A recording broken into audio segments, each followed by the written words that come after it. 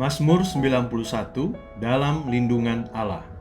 Orang yang duduk dalam lindungan yang maha tinggi dan bermalam dalam naungan yang maha kuasa akan berkata kepada Tuhan, tempat perlindunganku dan kubu pertahananku, Allahku yang kupercaya.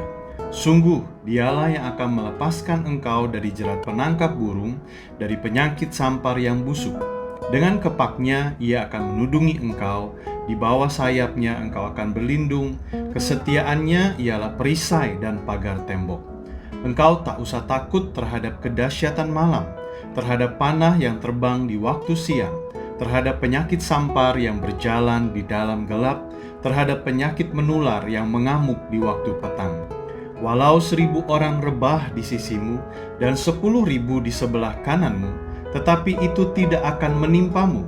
Engkau hanya menontonnya dengan matamu sendiri dan melihat pembalasan terhadap orang-orang fasik. Sebab Tuhan ialah tempat perlindunganmu, yang maha tinggi telah kau buat tempat perteduhanmu. Malapetaka tidak akan menimpa kamu, dan tulah tidak akan mendekat kepada kemahmu. Sebab malaikat-malaikatnya akan diperintahkannya kepadamu untuk menjaga engkau di segala jalanmu. Mereka akan menantang engkau di atas tangannya, supaya kakimu jangan terantuk kepada batu.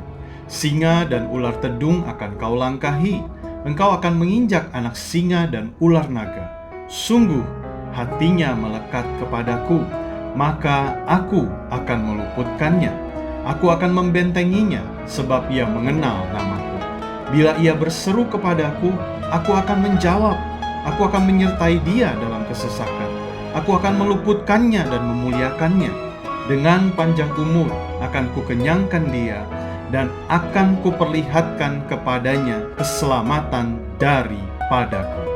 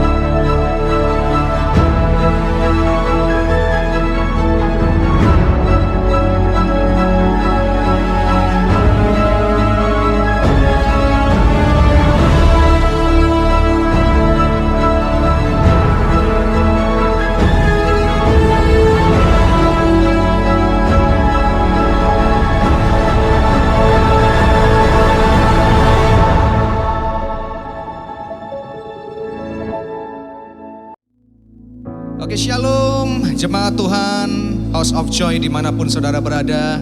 Senang sekali bisa menjumpai Bapak Ibu semua sekalian dalam keadaan yang sehat, dalam keadaan yang baik. Saya percaya bahwa semua itu karena kebaikan dan kemurahan Tuhan saudara. Dan hari-hari ini apapun yang kita lalui mungkin tidak sesuai dengan apa yang menjadi harapan dan mimpi kita, tapi percaya bersama dengan Tuhan Yesus kita bisa melakukan segala perkara saudara. Amin saudara. Mari sama-sama kita naikkan pujian ini, percaya bersama dengan Tuhan, tidak ada yang mustahil.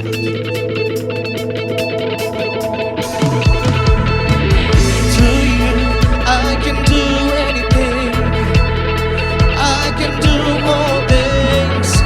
For it's you who give me strength. Nothing is impossible to you. Blind eyes are open. Strongholds are broken. I am living by faith. Come on! Nothing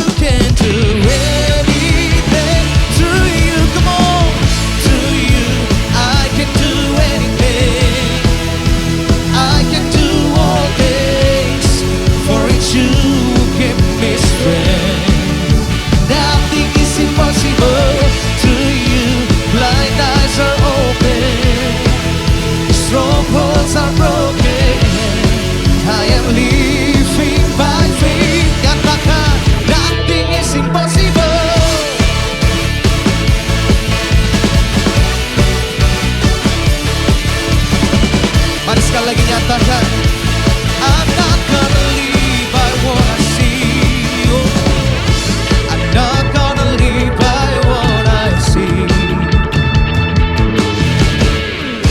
I'm not gonna live by what I feel. Deep down I know, deep down I know that you're here with me. I know that you can do anything. You can do anything. Are you ready?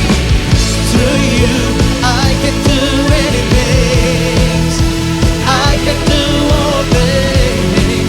For it's you who give me strength. Nothing is impossible to you. Blind eyes are open, strongholds are broken. I am living by faith. Nothing is impossible to you. I can do anything. I can do all things. For it's you who give me strength. Katakan, nothing is impossible to you. Blind eyes are open, strongholds are broken. I am living by faith. Nothing is impossible. Mari kita bertepuk tangan bersama-sama dimanapun saudara berada. Nyatakan iman dan pengharapanmu di hadapan Tuhan. Nyatakan sama-sama saudara. I believe, I believe, I believe, I believe in you. I believe, I believe, I believe, I believe in you. I believe, I believe, nyatakan. I believe, I believe in you. I believe, I believe, I believe, I believe. Come on. I believe, I believe, I believe, I believe in you. I believe, I believe, I believe, I believe in you. Through you I can do anything. I can do all things. For it's you who give me strength. Nothing is impossible to you. Blind eyes are open, strongholds are broken. I am living by faith. Nothing is impossible. I believe, I believe, I believe, I believe in you. I believe, I believe, I believe, I believe. Come on. I believe, I believe, I believe, I believe in you. Sekali lagi. Believe, I believe, I believe, I believe in you.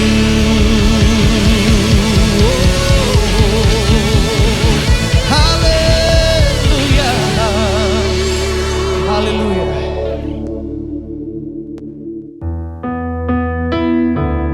Kami menyadari Tuhan bahwa apalah arti hidup kami tanpa kehadiran-Mu Tuhan. Sungguh kami membutuhkan Engkau menyertai setiap langkah kami Tuhan. Terima kasih Tuhan untuk penyertaan-Mu sepanjang hidup kami. Kami nyatakan lewat pujian ini Bapa.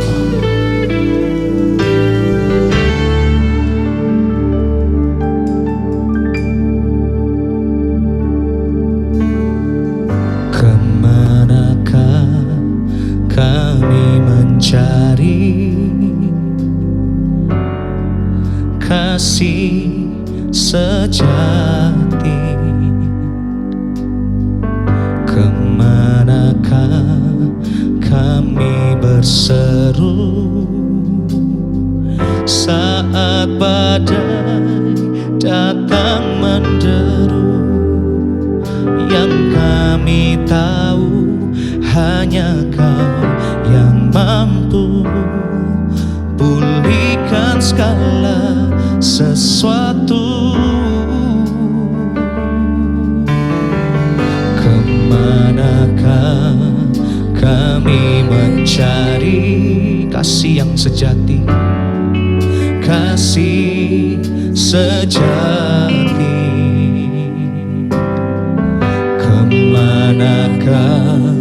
kami berseru saat badai datang menderu, yang kami tahu hanya Kau yang mampu, amin, pulihkan segala sesuatu. Kami perlukan keajaiban-Mu, kami butuhkan sentuhan tangan-Mu. Kami tak dapat jalan sendiri, kami perlu Kau Tuhan.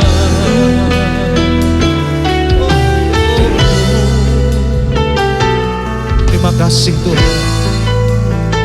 Mari sama-sama naikkan pujian ini saudara. Kemanakah kami mencari kasih sejati,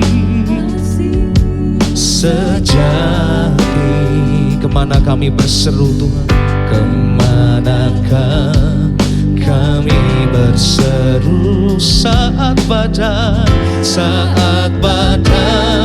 datang menderu, yang kami tahu Tuhan, yang kami tahu hanya Kau yang mampu pulihkan segala sesuatu. Kami perlukan keajaiban-Mu, kami butuhkan Tuhan sentuhan tangan-Mu. Kami tak dapat jalan sendiri, kami perlukan Kau Tuhan. Kami perlukan keajaiban-Mu, kami butuhkan sentuhan tangan-Mu. Kami tak dapat jalan sendiri, kami perlukan Tuhan. Sekali lagi nyatakan dengan imanmu saudara. Kami perlukan Tuhan. Kami butuhkan sentuhan tangan-Mu.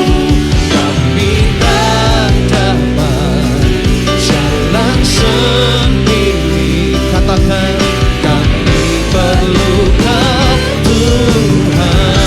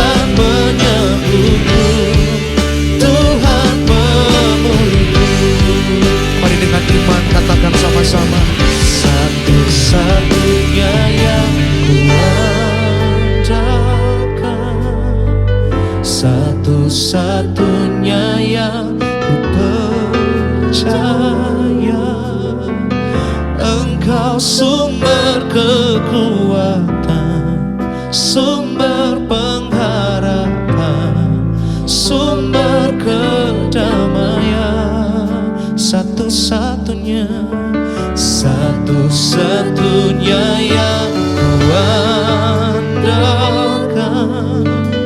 satu-satunya yang ku percaya.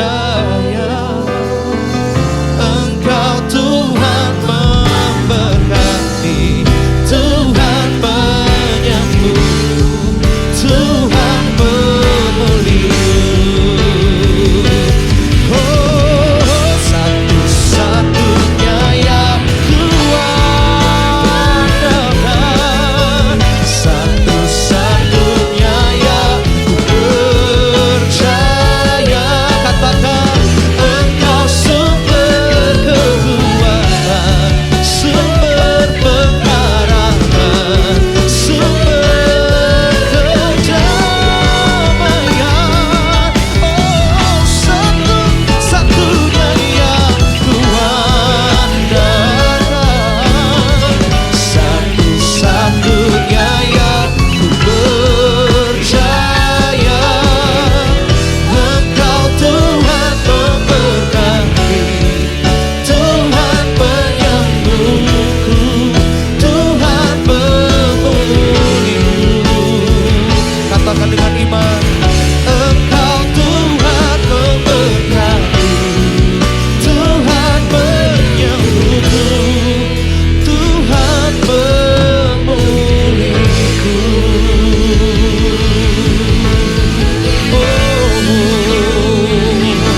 Terima kasih Tuhan,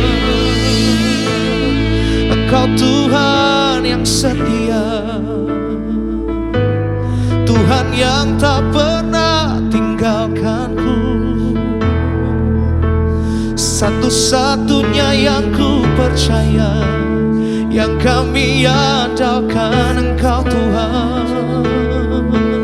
Oh, sungguh kami bersyukur Tuhan, tak Kau biarkan kami sendiri. Oh, terima kasih Yesus Tuhan untuk penyertaan-Mu. Terima kasih Yesus, terima kasih Tuhan, terima kasih Yesus. Haleluya,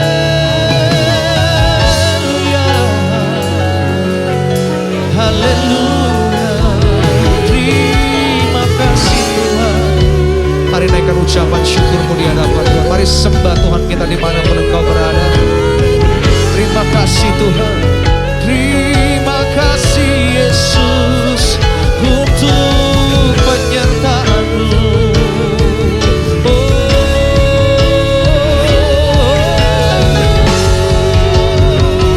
Terima kasih Yesus, haleluya.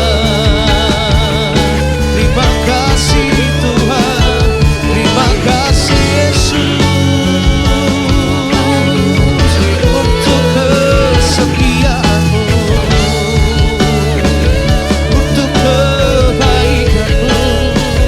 Terima kasih Tuhan, haleluya.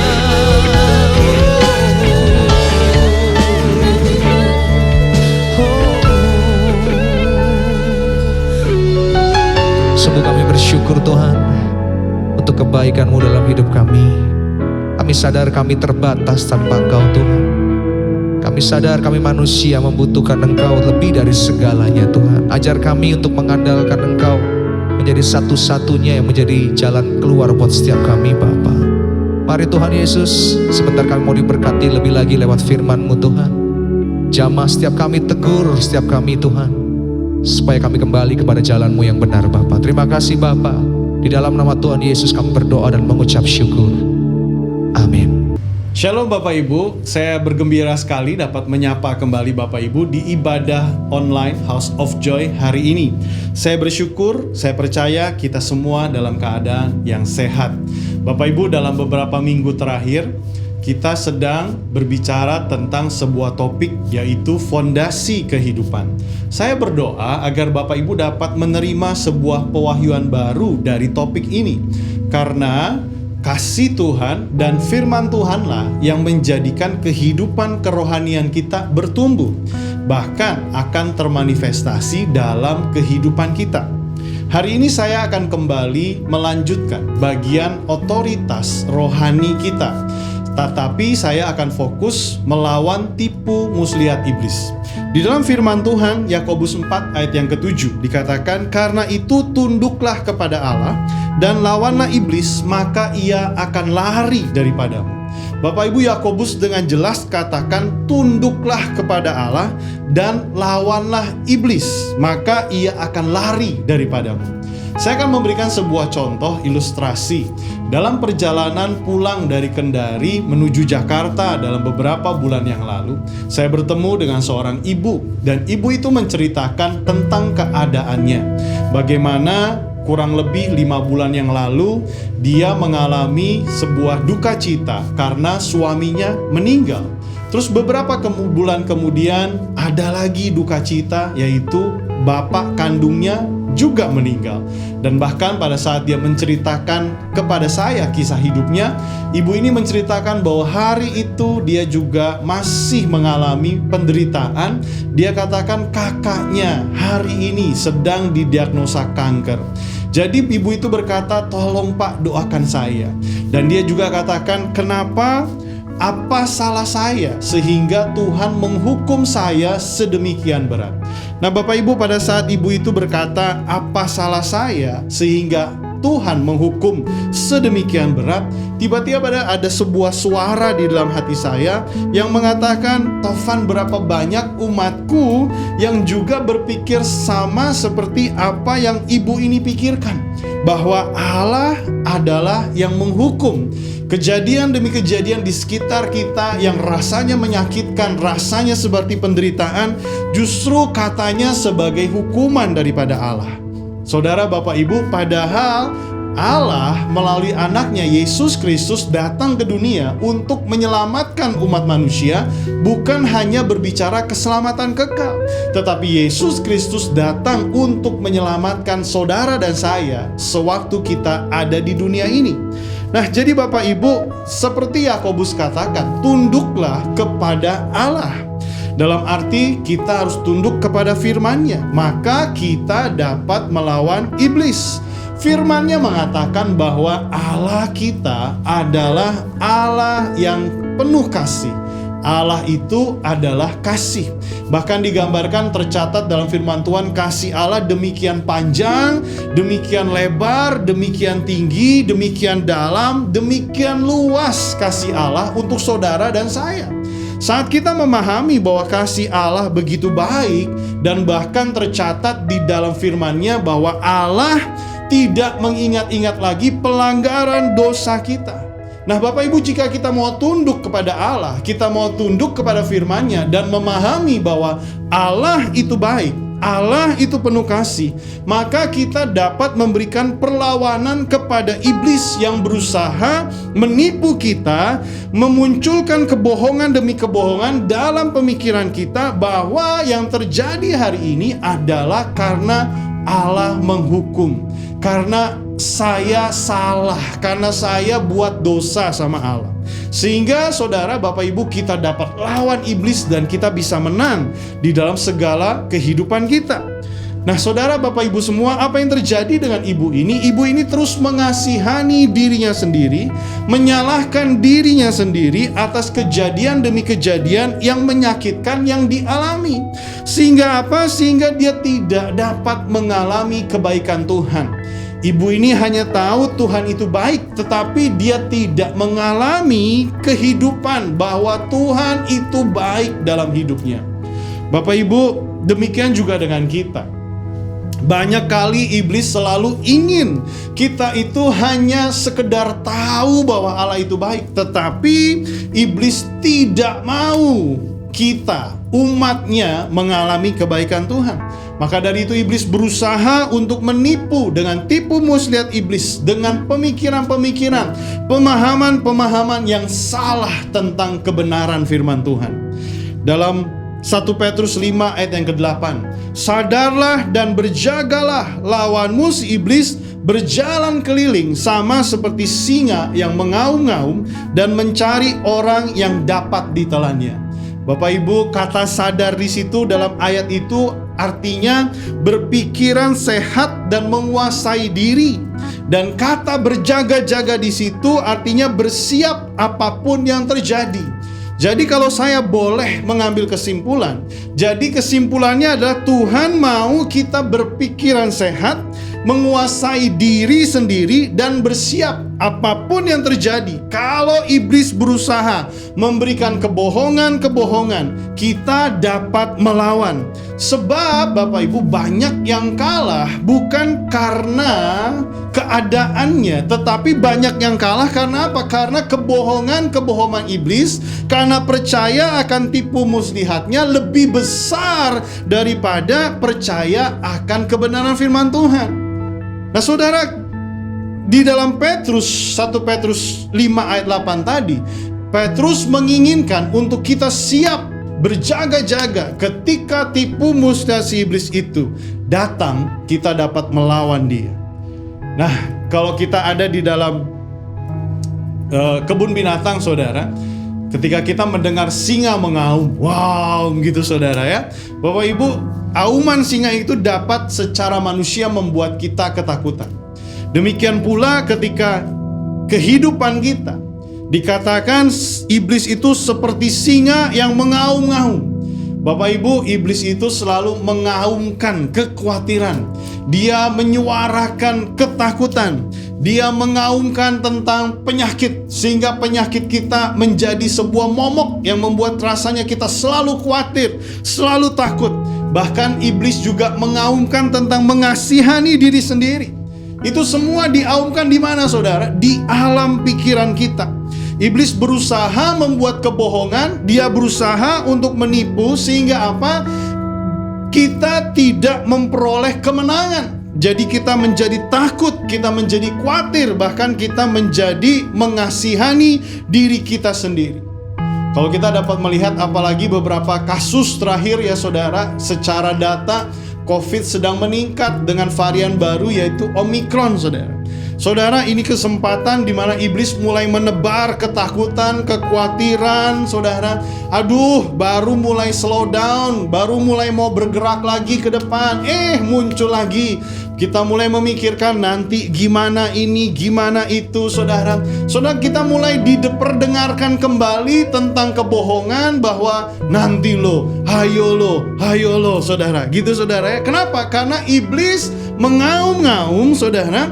Dan ketika ada orang yang percaya akan kebohongan itu, maka apa yang terjadi? Saudara, dia menerkam dan orang itu tidak mendapatkan kemenangan dari firman Tuhan. Maka dari itu saudara, kita harus kembali melihat bahwa Allah kita adalah Allah yang sudah memberikan otoritasnya untuk setiap Bapak, Ibu, dan saya untuk kita berdiri dan kita lawan iblis.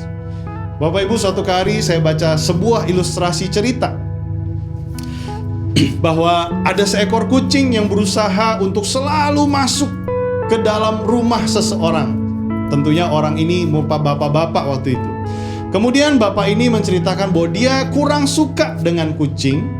Kenapa? Karena selalu buang kotoran di mana-mana, sehingga jadinya rumahnya, depan rumahnya, halaman rumahnya itu kotor. Sehingga suatu kali kucing itu mau datang, bapak itu bilang, "Shh, sana, pergi." Akhirnya kucing itu dengan sopan juga pergi, saudara. Karena bapak itu juga menegurnya sopan. Tetapi kemudian kucing itu datang lagi. Bapak ini mulai kesel, saudara, diusir dengan sedikit kasar. "Shh, sana pergi." Gitu, saudara ya. Kucing itu pergi, tapi datang lagi, saudara. Berkali-kali kejadian itu sampai akhirnya bapak ini, wah kayaknya nggak cuma cukup nih dengan shh, shh, shh. Akhirnya bapak itu ambil tokat, dia pukul sedikit kucingnya. Akhirnya kucing itu lari ketakutan, saudara. Dan sejak dari saat itu, kucing itu tidak datang lagi hampiri rumah bapak itu. Bapak Ibu, ilustrasi kucing ini menggambarkan kadang Bapak Ibu, saat kita tidak mengerti firman, kita mengusir dan kita melawan iblis hanya dengan kasih saja. Padahal saudara, ketika saudara tahu bahwa otoritas yang Yesus sudah berikan di dalam saudara dan rohnya tinggal di dalam saudara, saudara dapat mengambil sebuah sikap lebih agresif, lebih greget lagi. Mungkin ada sebuah sikap, gua nggak mau dibohongi gitu saudara. Sebuah sikap kemarahan atau sikap agresif saudara untuk melawan iblis. Karena apa? Saudara melawan bukan dengan ketidakpengetahuan, tapi saudara melawan juga bukan dengan kekalahan, tapi saudara melawan iblis dengan berdiri sebagai orang yang lebih daripada pemenang. Saat kita mengetahui kebenaran bahwa Allah kita adalah kasih, Dia datang untuk membebaskan kita dari hukuman. Allah tidak mengingat-ingat lagi pelanggaran kita. Dia mengasihi kita bukan karena perbuatan. Maka apa yang terjadi? Kita dapat berdiri dan melawan iblis. Iblis sudah kalah karena Yesus sudah menang. Yang percaya katakan amin. Saudara, saya percaya Tuhan kita baik. Tuhan kita penuh kasih. Dan Dia tidak mau kita mengasihani diri kita. Maka dari itu Yesus datang untuk memberikan kuasanya, otoritasnya, untuk tinggal di dalam saudara. Dan saudara lawan iblis. Yang mengerti katakan amin. Saudara, Bapak Ibu semua, bagaimana Yesus melawan tipu muslihat iblis? Saudara, kalau kita melihat di dalam khotbah di bukit di Matius 7 ayat 28 dan 29. Setelah Yesus berkhotbah di bukit, begitu banyak orang yang terkagum-kagum. Ayat firman Tuhannya katakan, dan setelah Yesus mengakhiri perkataan itu, takjublah orang banyak itu mendengar pengajarannya, sebab Ia mengajar mereka sebagai orang berkuasa, tidak seperti ahli-ahli Taurat. Kenapa saudara orang pada terkagum-kagum, saudara? Karena di sini kita dapat memahami Yesus mengajar sebagai orang berkuasa. Yesus memahami, mengerti otoritas yang diberikan oleh Bapa di surga kepada Yesus sebagai anak Allah untuk mendemonstrasikan kuasa daripada Bapa di surga. Saudara, Yesus tidak menunggu mujizat terjadi karena apa? Yesus dapat melakukannya. Yesus tidak berdoa apa yang menjadi kehendak Bapa, saudara. Dia menanyakan betul, tetapi pada sebuah kejadian demi kejadian Yesus mengambil sebuah respon karena Dia tahu apa yang menjadi kehendak daripada Bapanya. Saudara, Yesus punya otoritas yang telah diberikan Bapa di surga di dalam Dia. Matius 28 ayat 18 katakan, kepadaku telah diberikan segala kuasa di sorga dan di bumi. Jadi Bapak Ibu, Yesus sudah diberikan kuasa oleh Bapa di sorga. Di dalam Dia segala kuasa telah diberikan. Bapak Ibu, di dalam diri Bapak Ibu dan saya juga punya kuasa yang sama yang Yesus terima. Dalam Roma 8 ayat 11 dikatakan, dan jika roh Dia yang telah membangkitkan Yesus dari antara orang mati diam di dalam kamu, maka Ia yang telah membangkitkan Kristus Yesus dari antara orang mati akan menghidupkan juga tubuhmu yang fana oleh rohnya yang diam di dalam kamu. Saudara, kuasa yang sama yang Yesus miliki ada di dalam saudara. Roh Kristus tinggal dan diam di dalam saudara.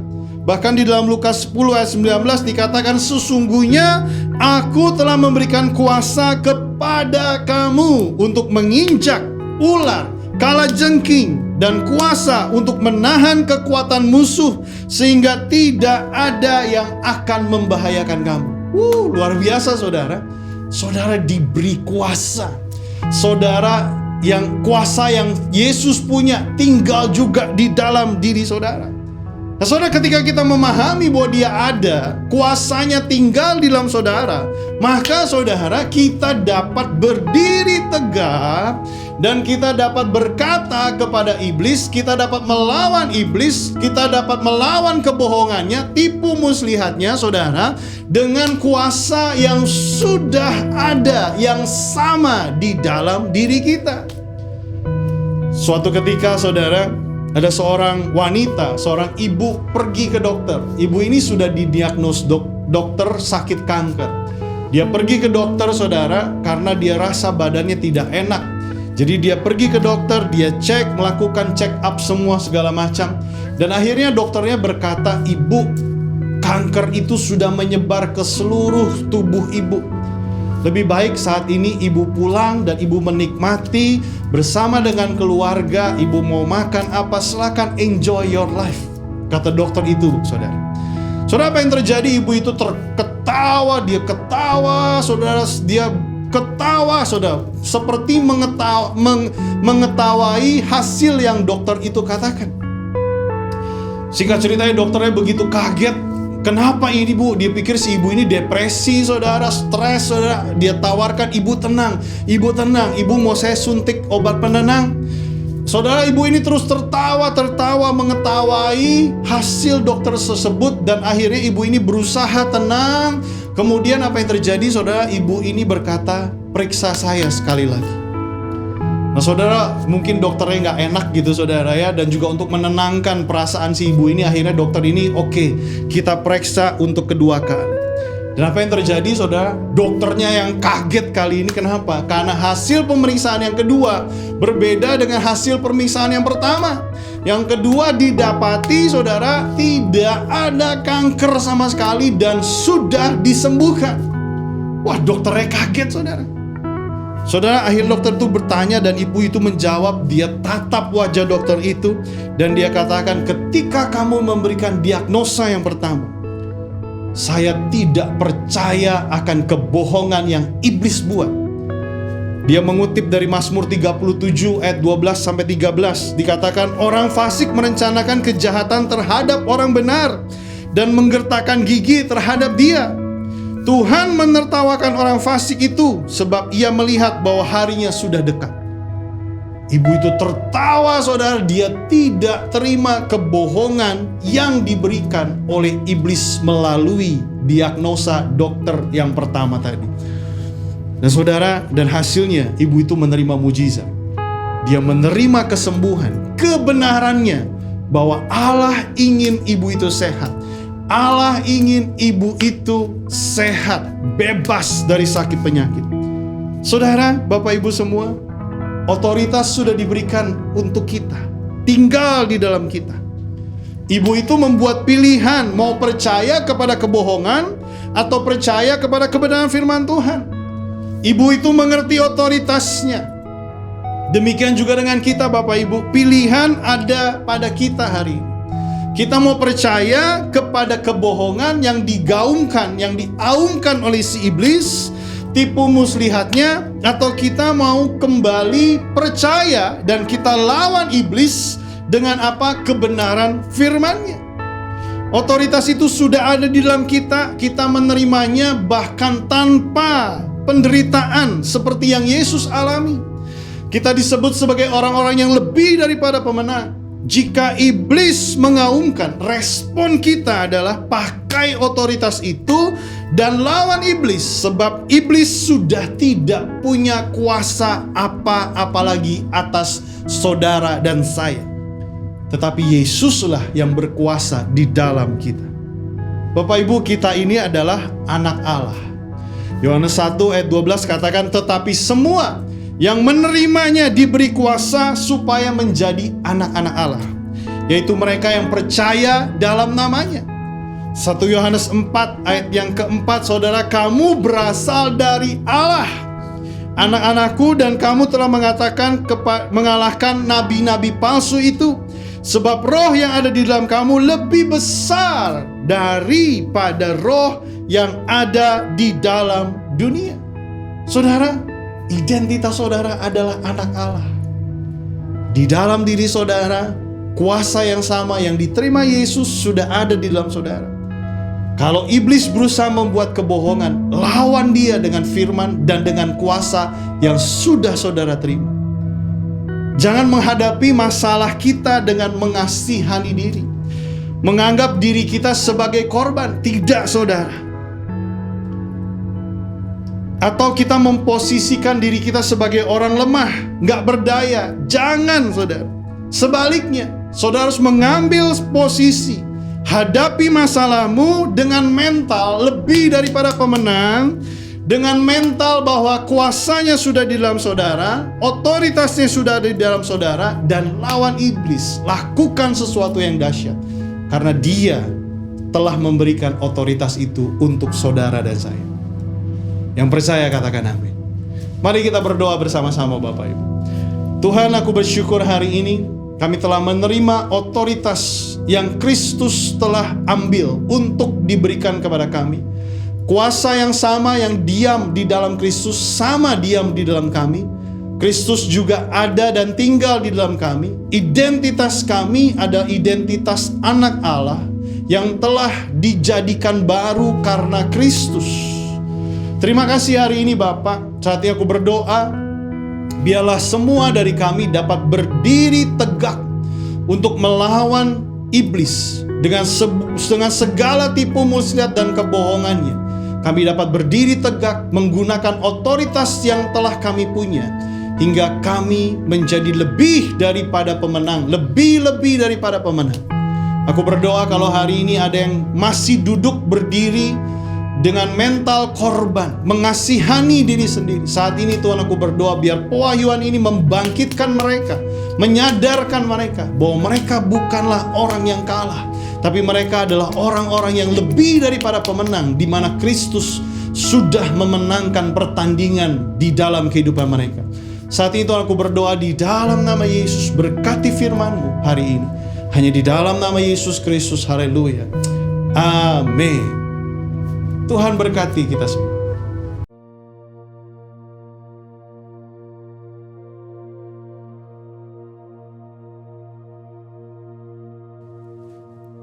Shalom saudara, saya yakin kita semua umat Tuhan di GBI Jalan Gatot Subroto sudah menerima pesan Tuhan bahwa tahun 2022 ini adalah tahun paradigma yang baru atau the year of a new paradigm. Kali ini kita akan sama-sama membahas tentang paradigma baru dalam 7 gunung. Namun sebelum itu, mari sama-sama kita pahami arti dari paradigma itu sendiri. Paradigma menurut Kamus Besar Bahasa Indonesia berarti suatu model atau contoh yang juga berarti kerangka berpikir. Setelah kita mengetahui arti kata paradigma, pasti timbul kembali pertanyaan dari dalam diri kita. Paradigma baru di dalam hal apa sajakah yang harus terjadi di dalam kehidupan kita sebagai orang percaya? Di dalam 2 Samuel pasal 6, kita membaca bagaimana Daud membawa tabut Allah yang melambangkan kehadiran Allah ke Yerusalem. Pada saat itu, Daud mengalami berbagai peristiwa yang mengubahkan paradigmanya dalam hal penyembahan kepada Allah. Ibadah kepada Tuhan dijadikan sebagai prioritas paling utama di Israel dan kota Yerusalem, tempat tabut Tuhan berada menjadi pusat penyembahan sekaligus ibu kota Israel.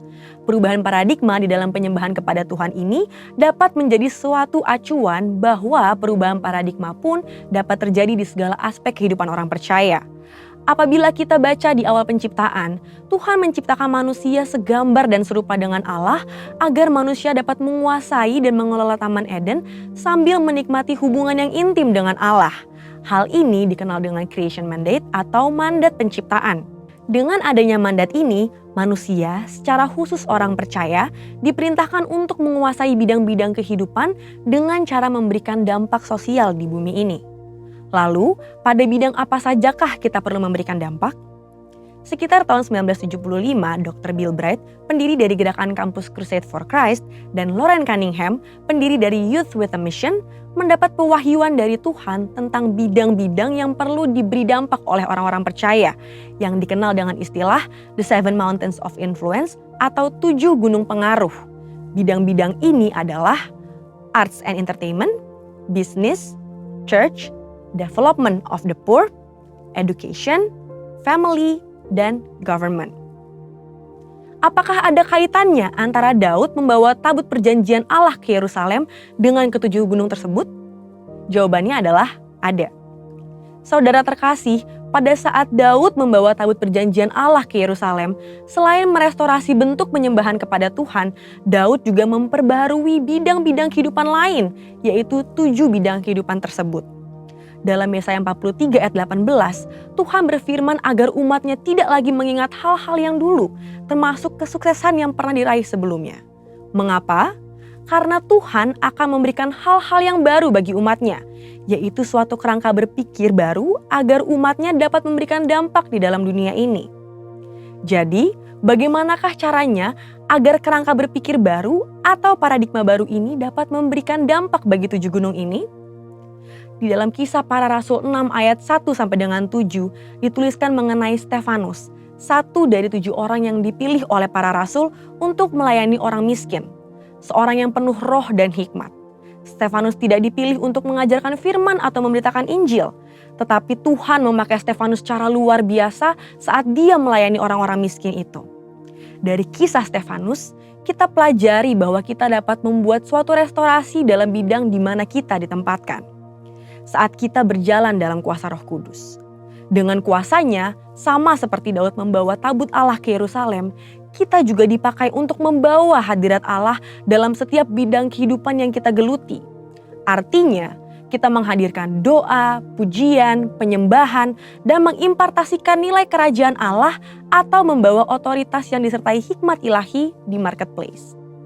Di era Pentakosta ketiga saat ini, kita percaya bahwa Roh Kudus sedang dicurahkan secara luar biasa bagi anak-anak Tuhan menjelang kedatangan Kristus yang kedua kali. Oleh sebab itu, kita percaya bahwa pemberdayaan ilahi ini bukan saja akan mempengaruhi gereja Tuhan secara khusus, tapi juga akan membawa pengaruh bagi dunia secara umum.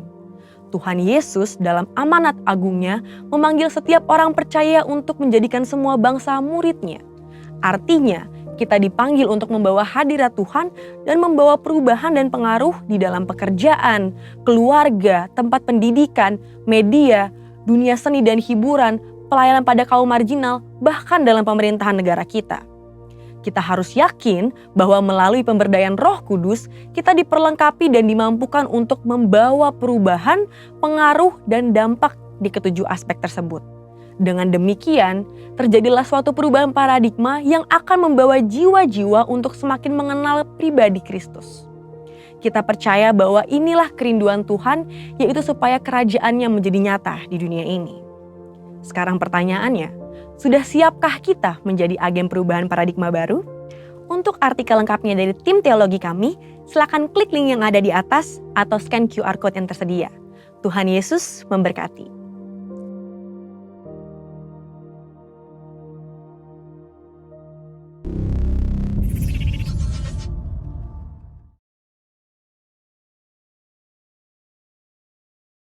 Haleluya Bapak Ibu semua. Dan Bapak Ibu, ini adalah bulan yang baru untuk kita di tahun ini memberikan persembahan sulung. Persembahan yang terbaik di awal tahun ini, di mana pendapatan selama bulan Januari yang akan kita berikan secara corporate, secara bersama di awal bulan Februari atau selama bulan Februari ini dianggap sebagai persembahan sulung atau persembahan yang terbaik di awal tahun. Saya mengajak Bapak Ibu semua, mari kita bersama-sama kita beri yang terbaik di awal tahun ini. Saya percaya kita memahami prinsip benih, di mana ada benih yang kita tabur, ada benih yang kita makan, atau ada benih yang kita bagikan kepada orang lain. Saudara, persembahan sulung atau persembahan yang terbaik ini merupakan benih yang kita tabur untuk kemuliaan, keagungan, dan kebesaran dari Tuhan kita. Saudara sudah diberikan berkatnya, saudara sudah menerima berkat yang terbaik. Dan biarlah hari ini atau selama bulan Februari ini kita dapat berdoa dan kita beri yang terbaik untuk Tuhan kita. Saudara, persembahan sulung dan persembahan terbaik ini merupakan benih yang kita tabur untuk kerajaan-Nya. Saudara, mari beri yang terbaik. Saya akan berdoa untuk persembahan pada hari ini, dan setelah itu kita akan tutup ibadah kita. Mari kita berdoa. Terima kasih Bapa di surga untuk hari ini.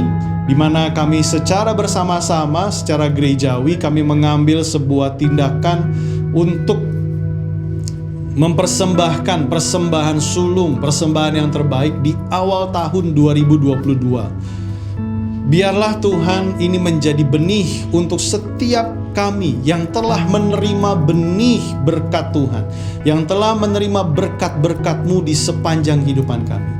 Ada yang kami tabur, ada yang kami makan, dan ada yang kami bagikan kepada orang lain. Tapi pada hari ini kami mau menabur yang terbaik. Bapa, biarlah apa yang kami lakukan, kebenaran firman-Mu ini menjadi hidup dalam kehidupan kami. Tuhan memberkati setiap pribadi lepas pribadi, dan Tuhan berkati gerejanya, agar gerejanya dapat terus memberikan makanan pertumbuhan rohani yang baik untuk jemaat Tuhan. Terima kasih untuk hari ini Bapa. Aku berdoa berkati semua pemberian persembahan terbaik di bulan Februari ini, karena kami tahu ini adalah benih yang terbaik yang kami berikan untuk kemuliaan-Mu. Terima kasih Tuhan Yesus. Dan hamba berdoa untuk seluruh jemaat Tuhan, kalau ada yang sakit, mari Tuhan berikan kekuatan, kesembuhan. Yang ada dalam pergumulan keuangan, hamba-Mu percaya ada jalan keluar, pintu-pintu pekerjaan akan terbuka, apa yang mereka kerjakan berhasil. Tuhan berkati hubungan mereka, orang tua dengan anak, suami istri ada di dalam kasih daripada Tuhan. Terima kasih Bapa, kami mau akhiri ibadah kami pada hari ini, dan kami siap terima yang terbaik daripada Tuhan. Mari angkat kedua tanganmu Bapak Ibu semua. Biarlah segala berkat kasih karunia daripada Bapa di dalam anaknya Yesus Kristus yang tunggal, yang mengampuni dan memberikan kehidupan untuk kita, melindungi, menjagai, penyertaan Roh Kudus selalu bersama dengan kita semua. Dan semua yang menerima berkat yang terbaik pada hari ini sama-sama katakan amin. Sekali lagi Tuhan menyertai kita semua. Apa yang dimaksud dengan Pentakosta ketiga? Pentakosta ketiga adalah pencurahan Roh Kudus yang dahsyat di zaman sekarang, melebihi yang terjadi di Azusa Street. Pentakosta ketiga akan mengakibatkan penuaian jiwa yang terbesar dan yang terakhir sebelum Tuhan Yesus datang kembali. Pentakosta ketiga akan membangkitkan generasi Yeremia, yaitu anak-anak muda yang dipenuhi Roh Kudus, cinta mati-matian kepada Tuhan Yesus, tidak kompromi terhadap dosa, dan akan bergerak untuk memenangkan jiwa. Pentakosta ketiga lahir di Indonesia dan bergerak ke bangsa-bangsa. Gerakan ini dari timur ke barat dan akan kembali ke Yerusalem. Pentakosta ketiga akan memberikan kuasa untuk menyelesaikan amanat agung, dan setelah itu Tuhan Yesus datang kembali.